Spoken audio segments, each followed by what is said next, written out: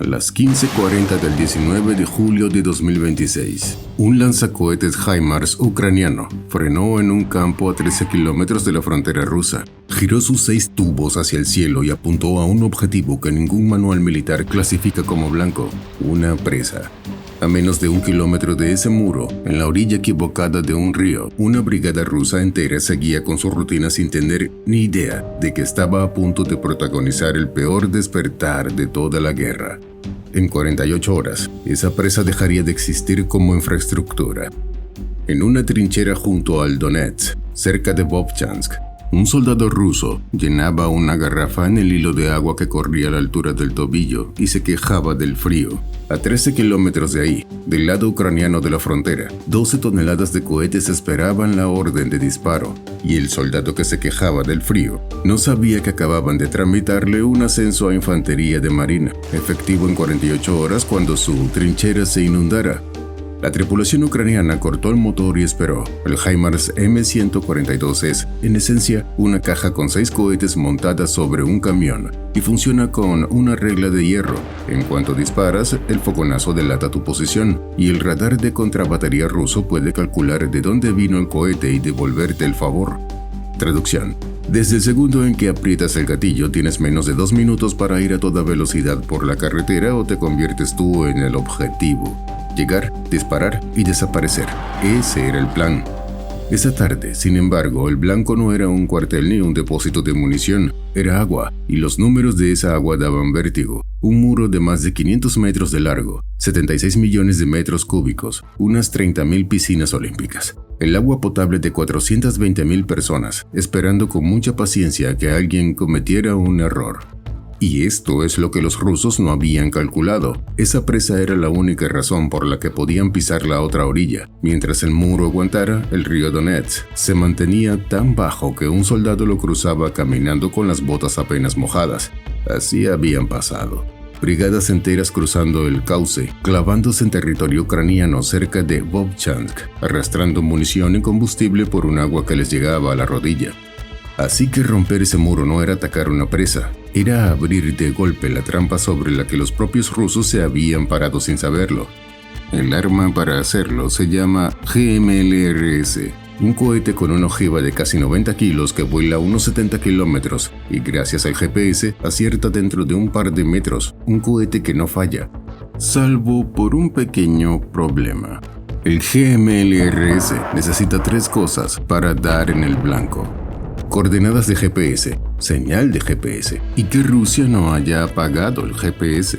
Y Belgorod es, seguramente, el lugar con más guerra electrónica del planeta, que no esté dentro de un laboratorio. Imagina intentar meter una carta por la ranura de un buzón, con los ojos vendados mientras alguien te hace girar en círculos. Así de ciego vuela un cohete GPS cuando le apagan la señal. Esa tarde, sobre esa presa, el GPS estaba muerto. Así que la pregunta no era si tenían un cohete lo bastante preciso, lo tenían. La pregunta era cómo se acierta un cohete guiado por GPS justo en el único punto de Europa donde el GPS no existe. Y en algún lugar del cielo ya había otra cosa tomando posición. Rusia tenía defensas de sobra para detener cohetes, pero para lo que venía detrás de los cohetes no tenía ninguna. Pero esa otra cosa tendría que esperar su turno. Primero había que entender por qué durante meses esos cohetes se habían quedado guardados. ¿Por qué Ucrania no había volado esa presa mucho antes? Porque entre el HIMARS y el muro había una pared que no se podía ver, solo medir. Belgorod es una de las regiones más defendidas de toda Rusia, y sobre esa presa se apilaban 3 capas de problema. Abajo, los Panzers I, camiones con cañón y misiles, hechos para reventar cualquier cosa que vuele bajo y lento. Encima, los S-300 y S-400, capaces de tumbar un avión a 200 kilómetros. Y por encima de todo, la capa invisible. Un camión Kamaz con un remo de antenas llamado R-330ZH Citel, cuyo único trabajo en la vida es mentirle al GPS. El verdadero guardián de la presa no era un misil, era ese camión. Funciona así: un cohete GMLRS escucha a unos satélites que están a 20.000 kilómetros de altura para saber dónde está. Cuando esa señal llega al suelo, es más débil que un susurro en primera fila de un concierto de heavy metal, y el Citel no borra el susurro. Simplemente sube el volumen del concierto, grita en la misma frecuencia, más fuerte, hasta 25 kilómetros a la redonda y el cohete se queda sordo. En su cabina, dentro del camión, un operador ruso miraba una pantalla tranquila. Llevaba meses defendiendo esa presa sin gastar un solo misil, sin arriesgar un solo avión, con un botón y mucho ruido. El trabajo más aburrido y más eficaz del sector. Lo que ese operador no sabía es que el Zytel tiene un defecto de fábrica con sentido del humor. Grita tan fuerte que a veces también deja sordo el GPS de los propios rusos. Ucrania lo sabía y estaba a punto de usar el ruido de Rusia contra Rusia.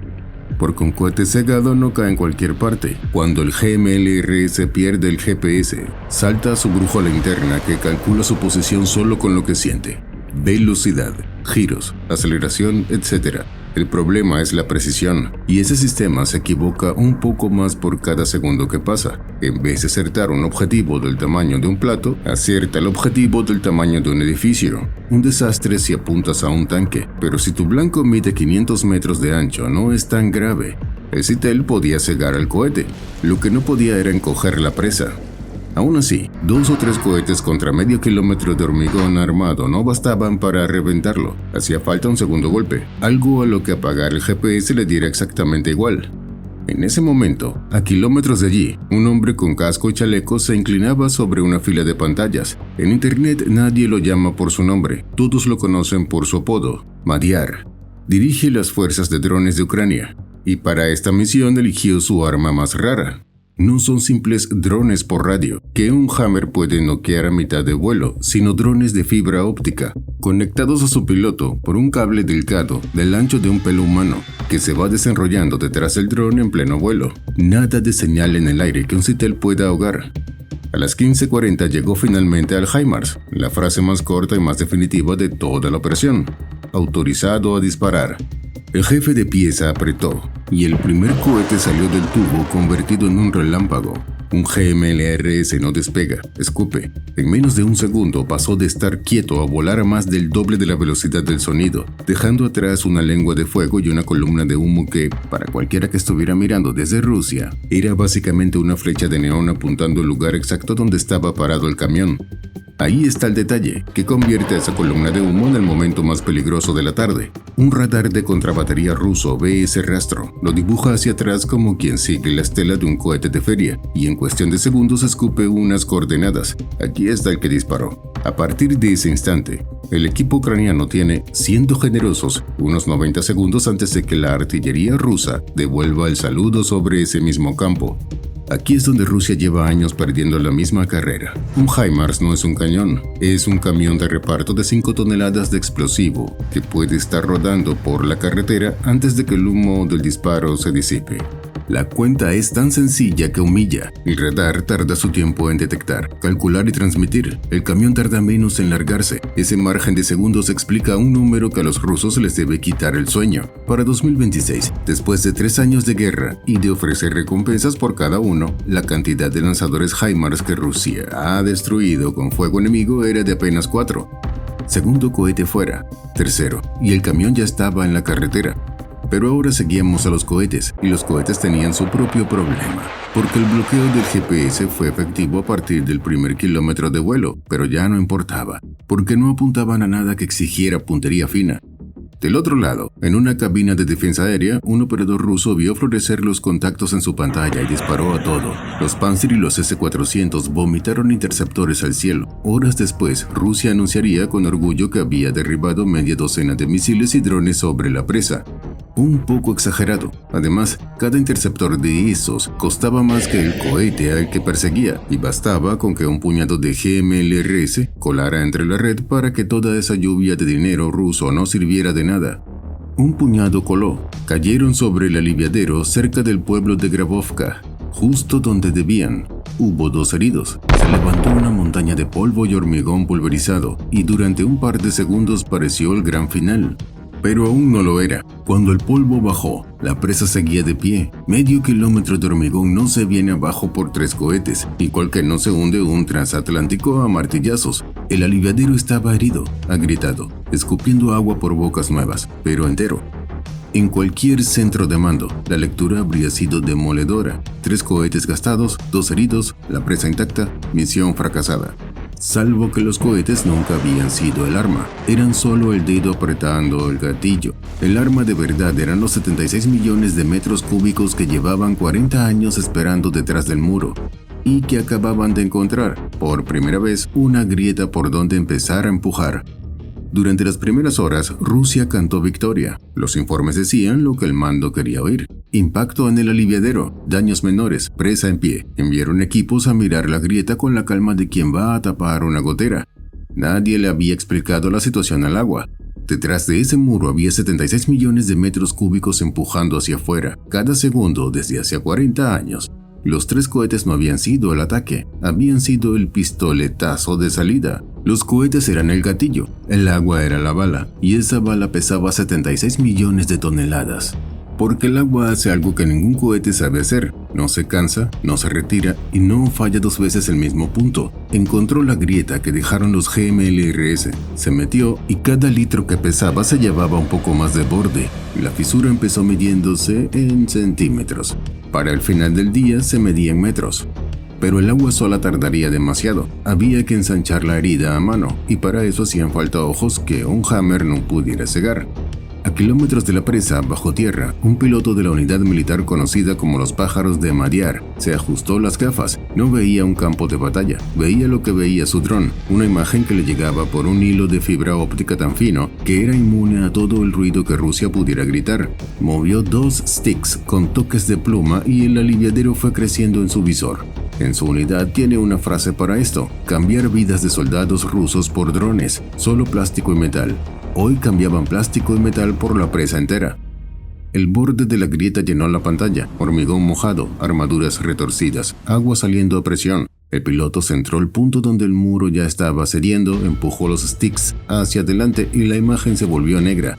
Corte, otro piloto, otro dron, otro trozo de borde y otro. Cada impacto arrancaba un pedazo más de hormigón herido. Cada pedazo dejaba entrar más agua. Cada chorro de agua debilitaba el siguiente trozo para el siguiente dron. Cohetes ciegos para tirar la puerta abajo. Ojos humanos, guiados por cable para volarla en pedazos. El propio Madiar lo confirmó con una frase de parte médico. La presa se había agrietado. El nivel había bajado un metro entero de esas 30.000 piscinas olímpicas saliendo por una herida que crecía sola. Ahora baja la mirada a la orilla donde estaban los soldados rusos. Habían cruzado porque la presa mantenía el río bajo, pero esa tarde la presa dejó de hacerlo. En una trinchera de la orilla equivocada, un soldado notó primero los pies fríos, luego los tobillos, luego que su fusil se alejaba flotando. El río no llegó por donde vigilan los centinelas, llegó por abajo, en silencio, subiendo.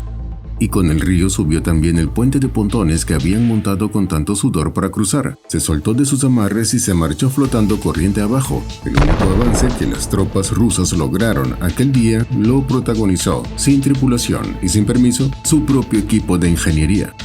Para cuando el agua se estabilizó, unidades enteras que por la mañana pisaban tierra firme habían quedado en una isla que no existía al amanecer. El río creció a la espalda, el enemigo al frente, y ni un solo puente que no se hubiera ido de crucero. Según fuentes ucranianas, un batallón quedó casi aniquilado y otras 4 brigadas quedaron cortadas de su propia retaguardia. Y aquí está la factura: 3 cohetes GMLRS a unos $160.000 cada uno, más un puñado de drones que cuestan lo que una lavadora. Con el precio de un par de coches de lujo, Ucrania ahogó posiciones de varias brigadas y convirtió la mayor reserva de agua de Belgorod en un arma apuntada contra su propio ejército. Rusia había disparado interceptores millonarios para intentar tumbar misiles en el cielo, y la venció el agua que tenía debajo de los pies. Entonces Moscú tomó la única medida decisiva que le quedaba, declaró oficialmente el estado de emergencia contra el agua, contra su propia agua. El comunicado no aclaraba cómo se le impone un estado de emergencia a 76 millones de metros cúbicos que ya han decidido irse. Y la presa que técnicamente no habían logrado destruir llevaba horas destruyéndose sola. Los rusos consiguieron algo que no habían presupuestado: un río nuevo, justo donde menos les convenía. Aquella presa dejó de ser una presa, se convirtió para siempre en la prueba de que en esta guerra el agua también dispara. Cambio y fuera.